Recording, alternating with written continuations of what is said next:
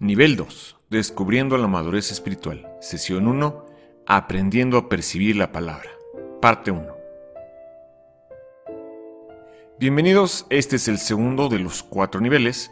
Como las clases son secuenciales, primero debí haber tomado el nivel 1. ¿Cuál es el propósito de esta clase?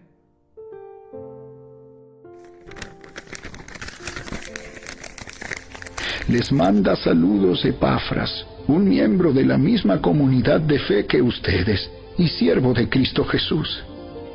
Siempre ora con fervor por ustedes y le pide a Dios que los fortalezca y perfeccione, y les dé la plena confianza de que están cumpliendo toda la voluntad de Dios.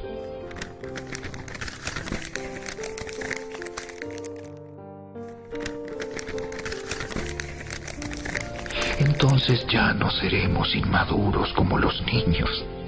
No seremos arrastrados de un lado a otro, ni empujados por cualquier corriente de nuevas enseñanzas. No nos dejaremos llevar por personas que intenten engañarnos con mentiras tan hábiles que parecen la verdad. En cambio, hablaremos la verdad con amor. Y así creceremos en todo sentido hasta parecernos más y más a Cristo, quien es la cabeza de su cuerpo, que es la Iglesia.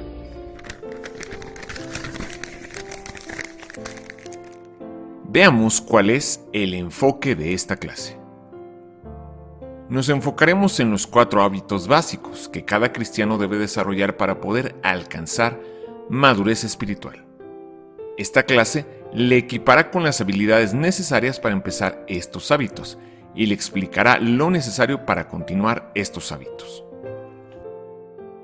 Claramente el Señor Jesús dice que tenemos que crecer, que tenemos que dejar de ser niños, porque un niño es fluctuante, un niño es llevado de un lado para otro, un niño es engañado fácilmente.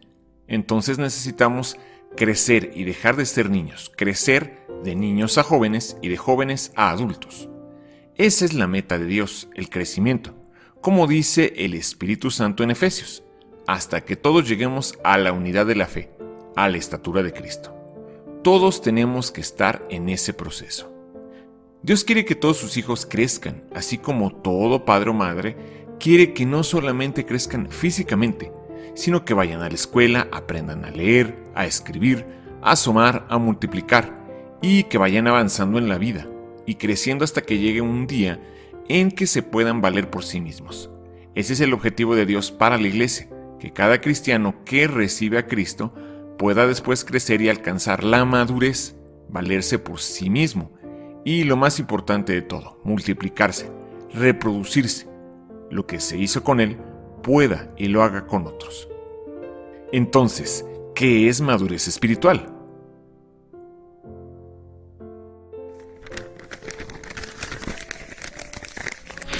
Ese proceso continuará hasta que todos alcancemos tal unidad en nuestra fe y conocimiento del Hijo de Dios, que seamos maduros en el Señor. Es decir, hasta que lleguemos a la plena y completa medida de Cristo. Madurez espiritual es ser como Cristo.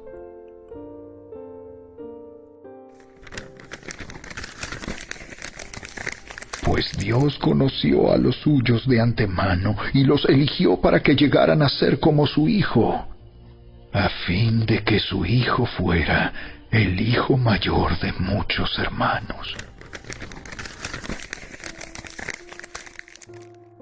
El plan de Dios para la vida de todos es que seamos como su Hijo Jesucristo. Seamos como Jesús. Por eso vino Jesús a la tierra como humano, sin tomar su poder divino, para ser ejemplo, modelo, de lo que nosotros debemos ser. Existen en la Escritura 3 factores acerca de la madurez espiritual. El primer factor es que la madurez espiritual no es automática.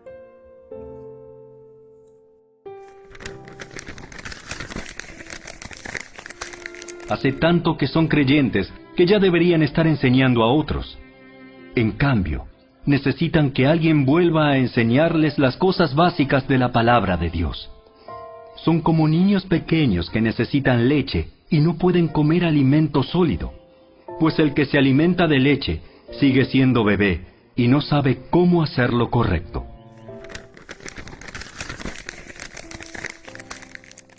La madurez espiritual no es automática, no depende del tiempo que tenemos congregándonos. En la carta a los Hebreos les dice Dios: ustedes después de tanto tiempo ya deberían ser maestros. Es decir, les está reclamando, les está exhortando porque no han crecido espiritualmente. ¿Por qué los reprende? Porque Dios desea que todos, a través del tiempo, por medio de la intención y de saber que debemos crecer, que nos toca a nosotros hacerlo, crezcamos, que lleguemos a la madurez y entonces seamos maestros. Esto es, que les estemos enseñando a otros lo que hemos aprendido. Entonces, no importa si tenemos 10, 15 o 20 años congregándonos, pues, no por congregarnos vamos a crecer, no porque somos cristianos de hace 15 o 20 años ya automáticamente vamos a crecer, no es así. Pues la madurez espiritual no es automática, es una decisión que uno toma y es el ejercicio de los hábitos que vamos a ver en esta lección. El segundo factor es que la madurez espiritual es un proceso.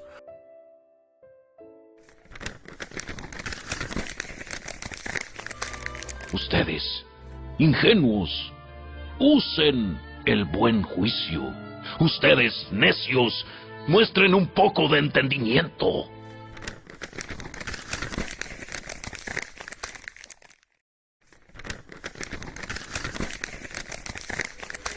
En cambio, crezcan en la gracia y el conocimiento de nuestro Señor y Salvador Jesucristo.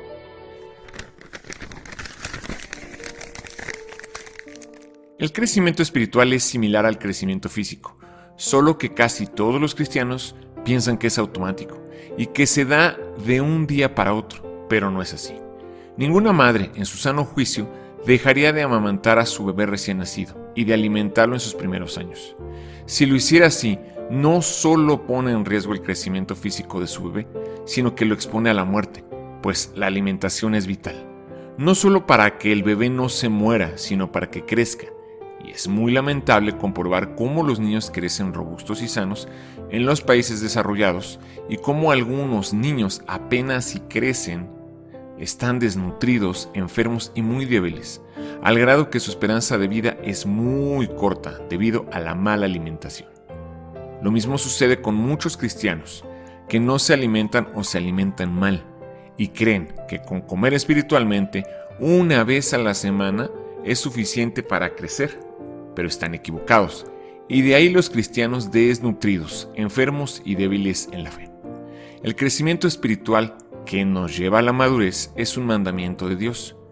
Si no crecemos, la culpa no es de Dios, ni de los pastores, ni de la iglesia, no. La culpa es únicamente nuestra, porque el crecimiento espiritual hacia la madurez espiritual es intencional y tiene que ser fruto de una decisión y de un proceso. Y el tercer factor acerca del crecimiento espiritual es algo que no nos gusta, es que demanda disciplina.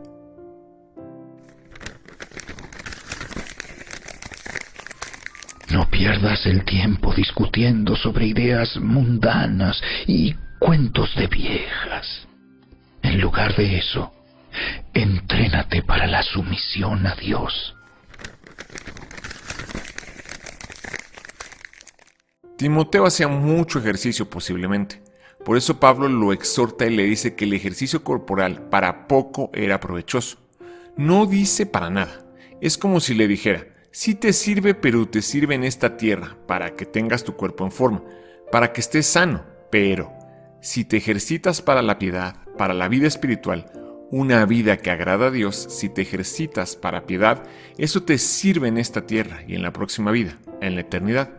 Y así como el ejercicio físico consiste de ciertas rutinas que se repiten una y otra vez, también el ejercicio espiritual consiste de ciertas prácticas que se repiten una y otra vez. Entendiendo el discipulado. Hay 6 verdades acerca del discipulado.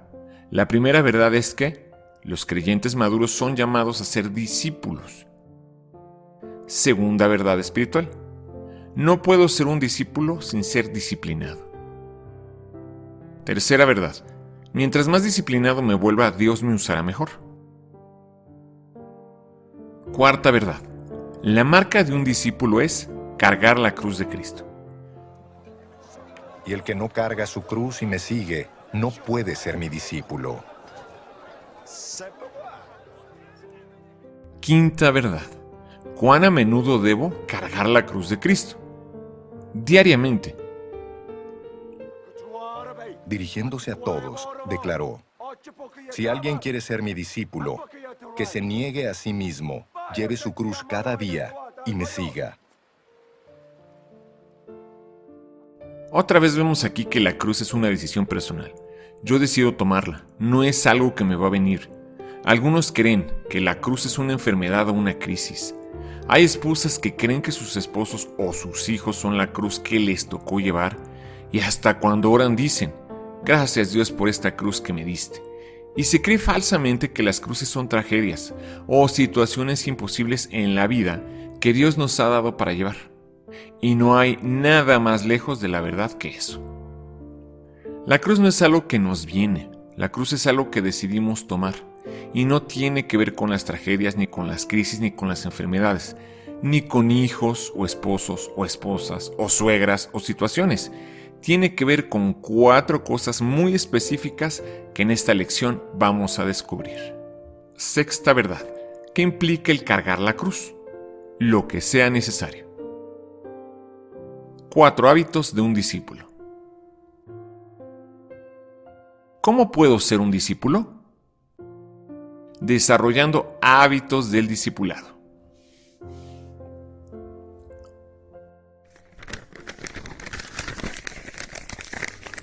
No se mientan unos a otros, porque ustedes ya se han quitado la vieja naturaleza pecaminosa y todos sus actos perversos. Vístanse con la nueva naturaleza y se renovarán a medida que aprendan a conocer a su Creador y se parezcan más a Él.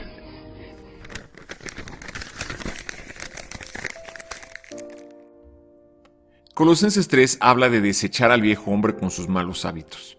La cruz tiene que ver con muerte, la cruz tiene que ver con crucificar nuestra carne, con despojarnos del viejo hombre. Al decir la Escritura, despójate del viejo hombre, lo que está hablando es que tenemos que tomar nuestra cruz. Entonces hay 4 hábitos que a la carne le gustan, pero cuando se hacen en el Espíritu, a la carne no le gustan. Hay 4 cosas que todos los seres humanos practicamos básicamente todos los días, pero cuando lo hacemos en la carne, nuestra carne está contenta. Pero cuando lo hacemos en el Espíritu, eso le molesta a nuestra carne, y por eso es que es tan difícil lograr estos 4 hábitos. Por eso es que cuando los llevamos a cabo, nuestra carne se rebela. Analicemos a continuación cada uno de estos 4 hábitos que significan llevar la cruz. Primero, tiempo con la palabra de Dios. Jesús se dirigió entonces a los judíos que habían creído en él y les dijo: si se mantienen fieles a mis enseñanzas, serán realmente mis discípulos y conocerán la verdad, y la verdad los hará libres. El segundo hábito es la oración. Si permanecen en mí y mis palabras permanecen en ustedes, pidan lo que quieran y se les concederá. Mi Padre es glorificado cuando ustedes dan mucho fruto y muestran así que son mis discípulos. El tercer hábito es el diezmo. De la misma manera, cualquiera de ustedes que no renuncie a todos sus bienes no puede ser mi discípulo.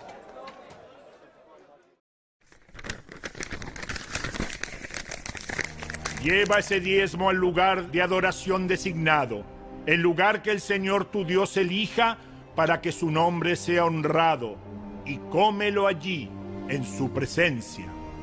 Lo harás así con el diezmo de tus granos, tu vino nuevo, tu aceite de oliva y los machos de las primeras crías de tus rebaños y manadas. Esta práctica te enseñará a temer siempre al Señor tu Dios.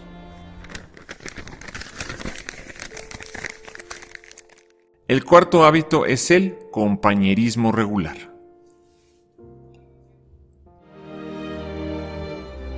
De este modo, todos sabrán que son mis discípulos, si se aman los unos a los otros. ¿Qué implica entonces llevar nuestra cruz? Llevar nuestra cruz implica andar en el Espíritu y no satisfacer los deseos de la carne, crucificar la carne con sus pasiones y deseos. Hay 4 cosas, como acabamos de ver, que le encantan a la naturaleza humana siempre y cuando no sean para Dios. A los seres humanos nos encanta hablar, comunicarnos. Por eso hay tantos dispositivos electrónicos, celulares, teléfonos, formas de comunicación, porque nos gusta hablar, nos gusta comunicarnos. Pero cuando se trata de orar, entonces cuesta trabajo, porque orar es una actividad que crucifica la carne, y eso es llevar nuestra cruz. Orar porque crucifica la carne, porque no le gusta a la carne, y por eso nos cuesta orar. La segunda cosa que a los seres humanos les encanta hacer es leer. Hay tantas publicaciones, revistas y formas de leer, y a la gente le gusta leer, pero cuando se trata de leer la Biblia, también cuesta mucho y hay que hacer un esfuerzo para hacerlo. La tercera cosa que nos gusta a los seres humanos por naturaleza es estar con gente, donde hay gente, reunidos con otros. Por eso los restaurantes y los bares y los estadios y los conciertos están llenos. Pero cuando se trata de congregarnos, siempre hay obstáculos y molestia para la carne. Y la cuarta cosa es que a todos los seres humanos por naturaleza nos gusta gastar dinero. Por eso tantas tiendas y compras en línea y compras aquí, compras allá. Pero cuando se trata de dar el diezmo y la ofrenda para Dios, entonces nos duele y nos cuesta. Esas 4 cosas implica tomar la cruz: orar, leer la palabra de Dios, congregarnos y diezmar. Veamos ahora la definición de hábito. Primeramente, un hábito es una continua y frecuente inclinación para hacer cierta actividad, adquirida a través de una repetición frecuente. En segundo lugar, un hábito es una disposición establecida de carácter. Siembra un pensamiento, cosecharás un acto. Siembra un acto, cosecharás un hábito. Siembra un hábito, cosecharás un carácter. Siembra carácter, cosecharás un destino. Y en tercer lugar, un hábito es una práctica habitual, algo que hacemos todos los días. ¿Cuál es la meta de esta clase? Que yo me comprometo a practicar los hábitos necesarios para tener madurez espiritual.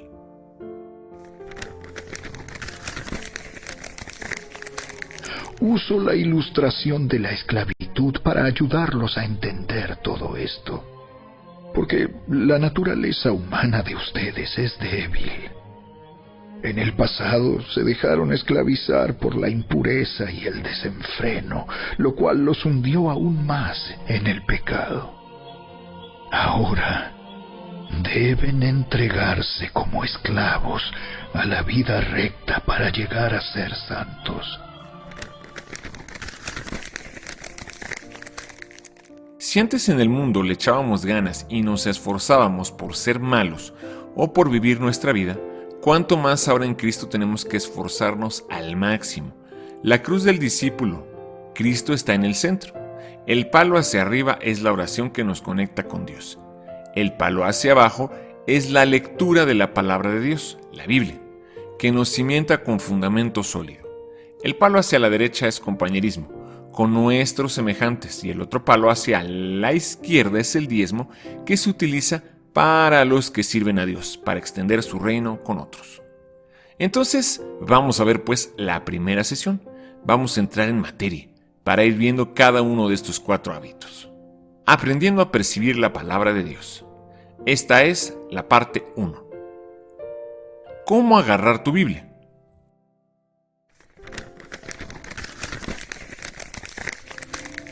Toda la escritura es inspirada por Dios y es útil para enseñarnos lo que es verdad y para hacernos ver lo que está mal en nuestra vida. Nos corrige cuando estamos equivocados y nos enseña a hacer lo correcto.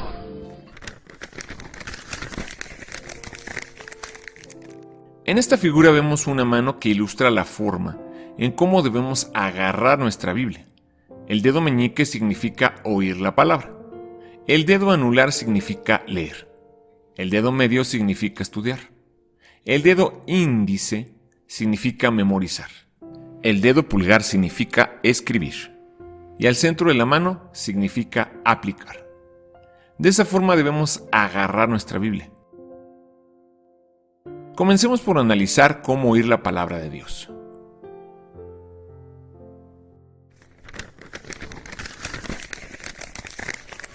Así que la fe viene por oír, es decir, por oír la buena noticia acerca de Cristo.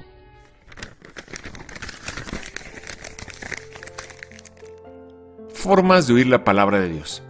Primera, la Biblia en audio. En la página de Fundación Emmanuel, www.fundacion-medioemmanuel.com, se puede entrar y descargar toda la Biblia en audio. La segunda forma son los servicios en la iglesia local. La tercera es a través de estudios bíblicos. También a través de audios de predicaciones. Quinta forma, predicadores en radio y televisión. Estamos viendo pues la ilustración de la mano. El dedo meñique es oír, leer, estudiar, memorizar, meditar y aplicar, hacer, agarrar la Biblia. Si esta Biblia es mi vida y yo quiero sostenerla nada más con este dedo, pues va a ser muy difícil que lo haga, ¿verdad?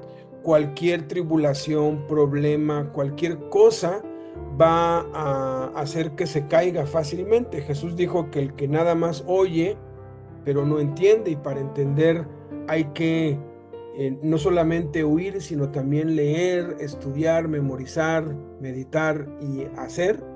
Entonces no vamos a caer, pero si nada más lo hago así, si nada más sostengo la Biblia con un dedo, pues fácilmente me va a ser quitada. Entonces vamos al siguiente paso, a no solamente oír la Biblia, sino también leerla. Olvidamos el 95% de lo que oímos después de 72 horas. Veamos ahora cómo mejorar nuestro oído. Primer consejo: esté listo y ansioso para oír a Dios. Pero otra parte cayó en buen terreno. Así que brotó y produjo una cosecha del 100 por 1.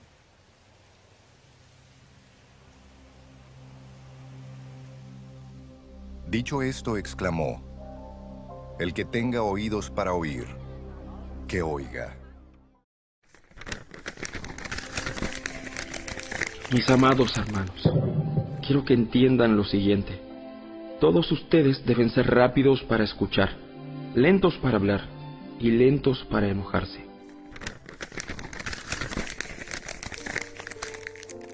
Segundo, evite las actitudes que le impiden oír a Dios. Por lo tanto, pongan mucha atención. Al que tiene, se le dará más. Al que no tiene, hasta lo que cree tener se le quitará. Hay 3 actitudes que nos impiden oír a Dios. Primero es una mente cerrada. El orgullo, el temor o la amargura nos están impidiendo oír a Dios. Si tenemos falta de perdón o rencor en nuestro corazón, no vamos a poder escuchar la voz de Dios. La segunda actitud es una mente superficial. ¿De verdad queremos que Dios nos hable? ¿De verdad estamos dispuestos a hacer lo que Dios nos diga cuando leemos su palabra? ¿Deseamos que Dios nos hable? La tercera actitud es una mente preocupada.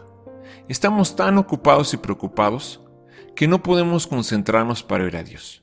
¿Estamos dispuestos a tomar un tiempo y hacer un alto en nuestras vidas y empezar a escuchar verdaderamente la palabra de Dios?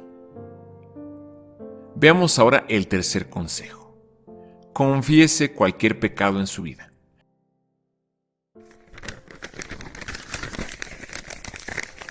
Así que quiten de su vida todo lo malo y lo sucio, y acepten con humildad la palabra que Dios les ha sembrado en el corazón, porque tiene el poder para salvar su alma.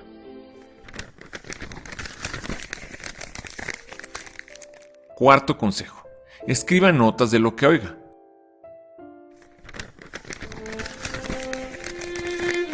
Así que debemos prestar mucha atención a las verdades que hemos oído, no sea que nos desviemos de ellas. Y quinto consejo: actúe de acuerdo con lo que oye.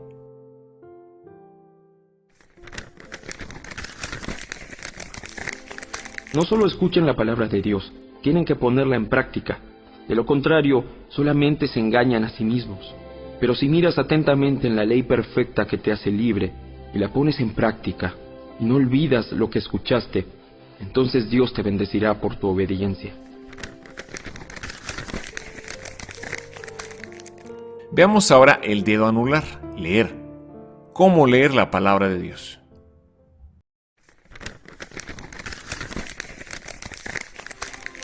Dios bendice al que lee a la iglesia las palabras de esta profecía y bendice a todos los que escuchan el mensaje y obedecen lo que dice, porque el tiempo está cerca. ¿Qué tan a menudo debo leer la palabra de Dios?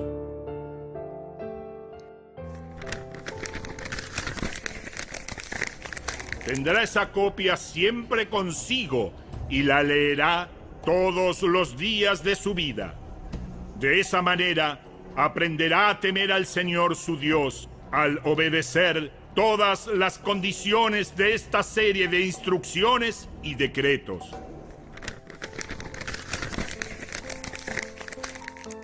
La Biblia enseña que debemos leerla diariamente. No solo de pan vivirá el hombre, sino de toda palabra que sale de la boca de Dios, dijo Jesús. Y así como comemos todos los días, tenemos que leer la Biblia todos los días. No existen los ayunos de Biblia, ni las vacaciones de Biblia. Tenemos que leer la palabra todos los días. Sugerencias. Consideremos 6 sugerencias para leer la Biblia diariamente. Léala sistemáticamente conforme a un plan. Escoja y apéguese a un plan de lectura. Tercer consejo: léala en voz alta para usted. Subraye los versículos claves. Lea ignorando las notas y comentarios. Sexto consejo: léala en traducciones diferentes. Tercero, si leo aproximadamente 15 minutos al día, puedo leer toda la Biblia en un año. Cuando las personas escuchan esto de que se necesitan 15 minutos diarios para leer toda la Biblia en un año, se asombran y piensan que no es cierto, porque realmente no toma 15 minutos, 12 minutos y medio más o menos, pero para un lector lento, para un lector que no es tan hábil, 15 minutos serían más que suficientes diarios para leer toda la Biblia. En una ocasión mencionaba yo en el reclusorio norte que uno puede leer toda la Biblia en 70 horas, y es efectivo. Los audios de la Biblia, uno puede contar el tiempo de lo que dura cada libro, y cuando hace la suma da 70 horas. La Biblia se puede leer de Génesis a Apocalipsis en tan solo 70 horas. Y estaba un hombre allí, Álvaro Gutiérrez Hernández. Él estaba escuchando esto, un hombre que había sido abandonado por su familia, que no tenía a nada ni a nadie en el mundo, con muchos años por delante por purgar una condena en esa cárcel. Y él me escuchó y él dijo para sí: eso no es cierto, no es posible que la Biblia se pueda leer en 70 horas. Yo le voy a demostrar a ese mocoso, porque él ya era un hombre mayor, esto pasó hace como unos 30 años, que eso no es cierto. No tengo nada que hacer y tengo una Biblia.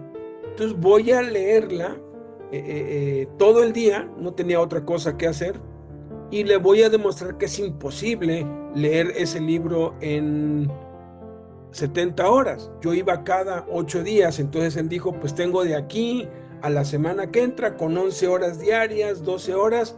Con eso pues voy a darme cuenta que ni a la mitad voy a llegar. Y se puso a leer de 10 a 12 horas diarias. En algunos días fueron 13 horas. Cuando de pronto llegó el 7º día, ya le faltaba poquito, y muchas horas antes de que yo llegara, ya había leído toda la Biblia de principio a fin. Y es impresionante cómo la vida de este hombre fue transformada en todos los aspectos, familiar, económico, en su salud. Es increíble la transformación y el poder que tiene la palabra de Dios. Y de verdad, si no lees toda la Biblia es porque no quieres, porque está al alcance de todos y debemos leerla de principio a fin, por lo menos una vez al año. Se necesitan al menos 15 minutos. En la página de la fundación nosotros tenemos un plan para leerla con 10 minutos diarios. Hemos adaptado cada track o cada día para que se pueda ver y oír en 10 minutos diarios. Entonces, aparta 10 minutos diarios para leerla, para oírla, toda, de principio a fin, toda la Biblia, y durante toda tu vida no la dejes de leer. Y cuarto, aquí hay un plan de lectura bíblica del Nuevo Testamento en 30 días. Esto consume una media hora diaria aproximadamente. Podemos leer 10 minutos por la mañana, 10 por la tarde y 10 por la noche. Así como si fuera el desayuno, comida y cena. Algo práctico que le funciona a muchos es leer 10 minutos antes del desayuno, 10 minutos antes de la comida y 10 minutos antes de la cena. Sea como fuere, en 30 minutos diarios podemos llegar a leer todo el Nuevo Testamento en un mes. Ya vimos, pues, oír y leer, pero tampoco es suficiente, porque si intentamos sujetar la Biblia con estos 2 dedos, pues es un poco más firme que con un solo dedo, ¿verdad? Pero cualquier tribulación, cualquier prueba, cualquier problema, simplemente viene y golpea, y la Biblia, la vida, si esto representara mi vida, se cae, se arruina. Entonces, no es suficiente con oír, hay que añadir al oír el leer, y al leer hay que añadirle el estudiar. Hay que estudiar la palabra de Dios. Veamos ahora el dedo medio, estudiar. ¿Cómo estudiar la palabra de Dios?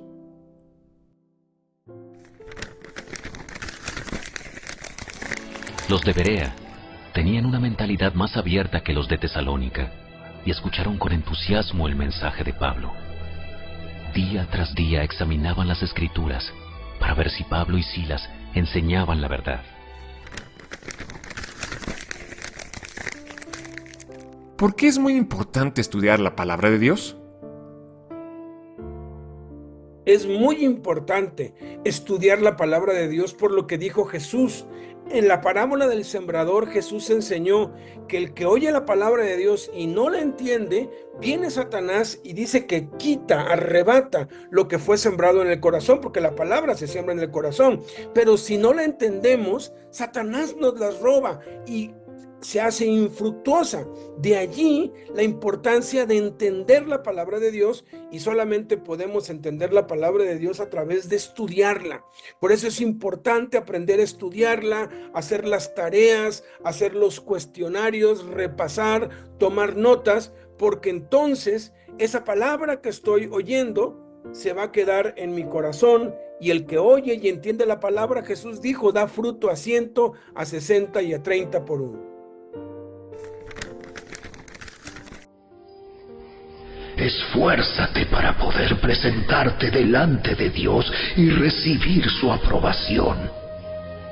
Sé un buen obrero, alguien que no tiene de qué avergonzarse y que explica correctamente la palabra de verdad. No te desvíes, no pongas de tus propias ideas. La verdad es una y ya fue establecida. Y lo único que tenemos que hacer es predicar la palabra, la verdad. La diferencia entre leer y estudiar la Escritura es que uno debe tener un lápiz cuando estudia. El secreto para un estudio efectivo es saber cómo hacer las preguntas correctas.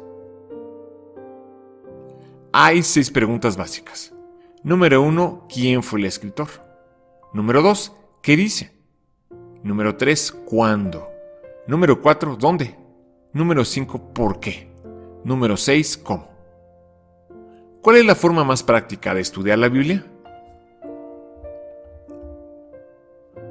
Hay muchas formas prácticas de cómo estudiar la Biblia, pero la verdad, la forma más práctica es empezar a hacerlo.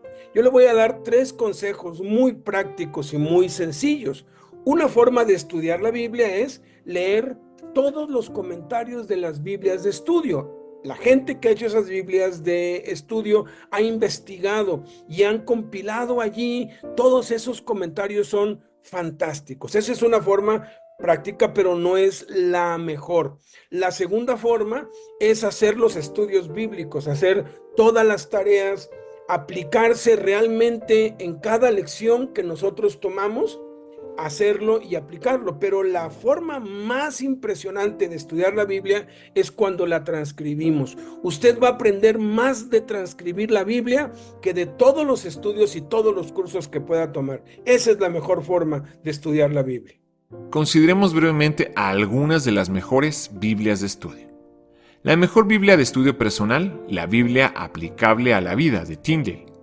La mejor Biblia de estudio por tópico, la Biblia de referencias Thompson. La mejor para trasfondo bíblico, Biblia de estudio Nueva Versión Internacional de Zondervan.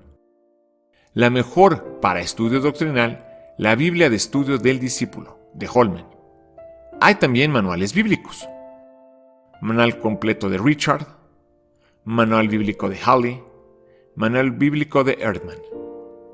Le animamos a que explore el Antiguo y el Nuevo Testamento en orden cronológico que se encuentra en los últimos enlaces. Otras ayudas de estudio importante. Tantas traducciones diferentes como pueda conseguir. En las páginas biblegateway.com, bible.com y biblia.com están disponibles más de 30 versiones diferentes de la Biblia en español y en otros idiomas. Una concordancia completa. Hay otra que se llama el Nuevo Diccionario Bíblico, de Eerdmans, la Enciclopedia Baker de la Biblia y el Atlas Moody de las Tierras Bíblicas. Ya hemos visto pues oír, leer y estudiar. Ahora vamos a sostener nuestra vida, por decirlo así, con estos 3 dedos, ¿verdad? Está un poco más firme, ya no cualquier golpecito nos tira, pero la vida a veces tiene situaciones mucho más difíciles y mucho más grandes, y cuando las tormentas y las crisis llegan, las tentaciones fuertes, entonces nuestra vida se derrumba, porque no es suficiente con oír, leer y estudiar, hay que memorizar también la palabra de Dios, y es lo que vamos a ver a continuación. Ya vimos oír, leer, estudiar. Ahora vamos a memorizar. ¿Cómo memorizar la palabra de Dios?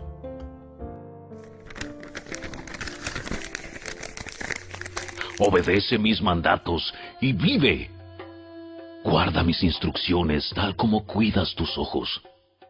Átalas a tus dedos como un recordatorio. Escríbelas en lo profundo de tu corazón.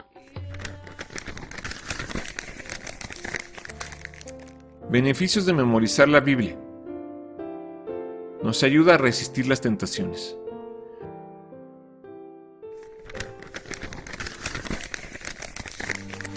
He guardado tu palabra en mi corazón para no pecar contra ti.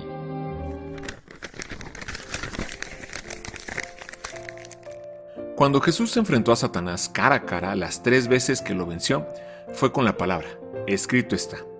Escrito está, escrito está. Nosotros podemos vencer a Satanás cuando nos tienta usando la palabra de Dios. Nos ayuda a hacer decisiones inteligentes.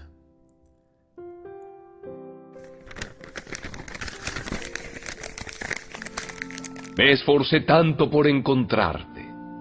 No permitas que me aleje de tus mandatos.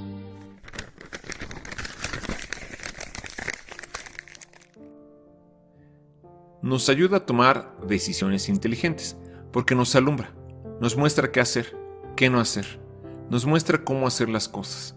Es maravilloso que cuando estamos confundidos, es a través de la memorización de la palabra de Dios, nos va dando luz de qué hacer y cómo hacer las cosas. Esto lo podemos aplicar en el trabajo y Dios nos puede iluminar, revelarnos qué y cómo para ser mejores en nuestro trabajo o en los estudios. La sabiduría y la inteligencia provienen de la palabra de Dios, y si la tenemos guardada en la mente y el corazón, podemos ser mucho más productivos en todas las áreas de la vida, y es algo muy maravilloso Dios, porque nos ayuda a tomar decisiones inteligentes para con la familia, las finanzas, los hijos, los estudios, los negocios, en sí, en cada área de la vida. Nos da fuerza cuando estamos bajo presión.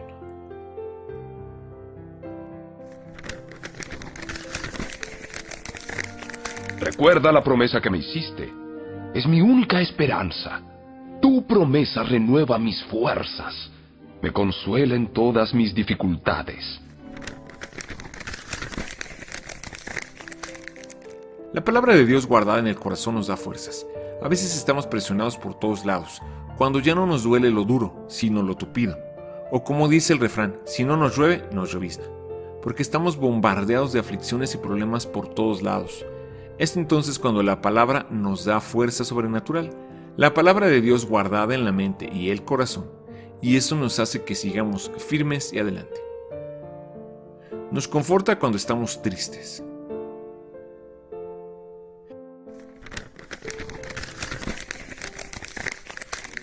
Cuando descubrí tus palabras, las devoré.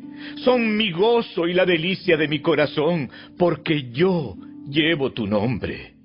Oh Señor Dios de los ejércitos celestiales.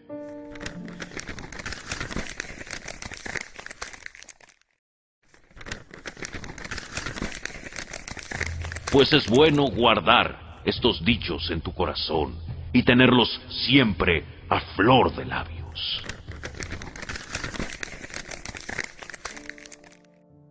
Nada más cierto que esta aseveración, esta afirmación de que la Biblia nos conforta cuando estamos tristes. La palabra de Dios memorizada en el corazón nos conforta, nos hace vencer la tristeza. Yo era una persona hiperdepresiva.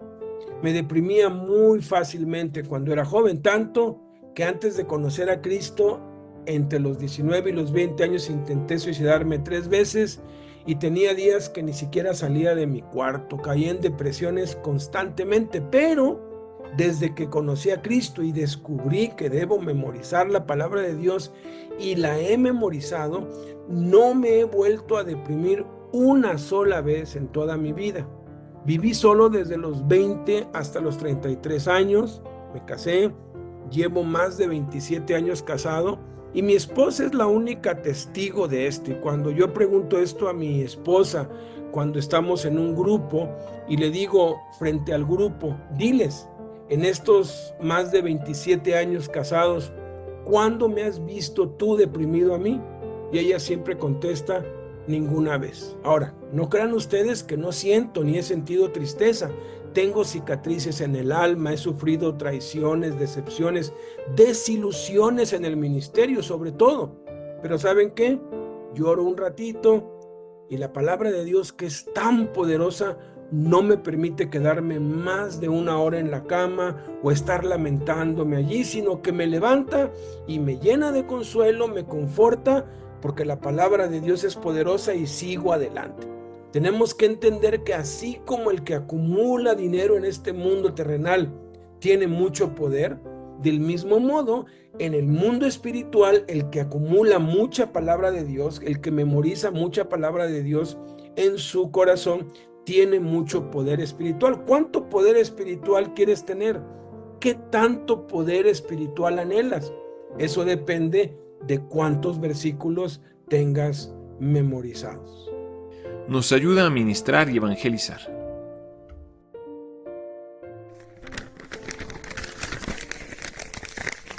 En cambio, adoren a Cristo como el Señor de su vida. Si alguien les pregunta acerca de la esperanza que tienen como creyentes, estén siempre preparados para dar una explicación.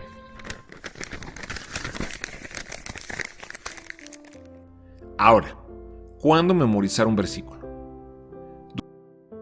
Durante un tiempo devocional, mientras hacemos ejercicio, mientras estamos esperando a alguien, antes de dormirnos. Ahora, ¿cómo memorizar un versículo? Aplica las acciones escudo. Empecemos con la E de escudo. Escribe el versículo a memorizar en el cuaderno o al reverso y repítelo 10 veces en voz alta. Veamos ahora la S. Separa las palabras en base a los signos, coma, punto y coma, dos puntos, punto. Y las palabras y en o, por, para. Y escribe de nuevo el versículo en lista numerada. Ahora la C. Confiesa en voz alta todo el versículo, enfatizando y subrayando una frase cada vez. La U significa une de nuevo las palabras del versículo, escribiéndolo de nuevo con la letra más pequeña que te sea posible. La D consiste en di en voz alta todo el versículo de nuevo, tachando una frase cada vez. Y por último la O, al final de escudo, ora pidiendo a Dios que te revele cómo aplicar el versículo en tu vida personal. Ya analizamos la importancia de oír y cómo oír, leer la palabra de Dios, a eso añadirle el estudiar y a eso añadirle el memorizar, y pareciera que ya con eso ya es más que suficiente, pero todavía hace falta un paso. Sí está un poco mejor sostenida, los golpes no tan fácilmente me la tiran, pero hay golpes muy fuertes que sí nos pueden hacer caer. Por eso Jesús dijo: el que oye mi palabra y la hace, la pone en práctica. Y para ponerla en práctica, pues hay que oírla, leerla, estudiarla, memorizarla, meditarla y entonces hacerla, entonces ponerla en práctica. Y eso es lo que vamos a ver en la siguiente lección. Terminemos actualizando los 3 puntos claves para memorizar. El primero es repetir. El segundo es repetir. El tercero es repetir. Terminemos respondiendo esta pregunta. ¿Cuál es el mejor método para memorizar? Hay muchos métodos muy buenos para memorizar, usted puede buscar, pero todos van a requerir de mucho esfuerzo para que los haga, porque las 3 claves, como acabamos de ver, son repetir, repetir, repetir. No hay atajos en la memorización. Sin embargo, en estos últimos 40 años que tengo conociendo a Cristo, he explorado muchísimos de esos métodos, y 2 métodos en particular le quiero sugerir. Uno es el método para memorizar versículos aislados, uno de Romanos, uno de Corintios, uno de Juan, que es como para memorizar todos los versículos de los cursos estos, de los módulos, o para los versículos recomendados en este curso, y ese es el método escudo. Aparece allí en su pantalla el enlace para que usted pueda directamente ir y escribirlo en su celular o en su computadora y ver el video que le va a explicar el método escudo. El segundo método es muy efectivo para memorizar libros, capítulos enteros. Este método es efectivísimo para memorizar todo un capítulo, todo un libro, libros enteros, y es muy práctico. Es el método Yerab, y también ahí está apareciendo en su pantalla el enlace para que pueda ver el video y pueda ponerlo en práctica.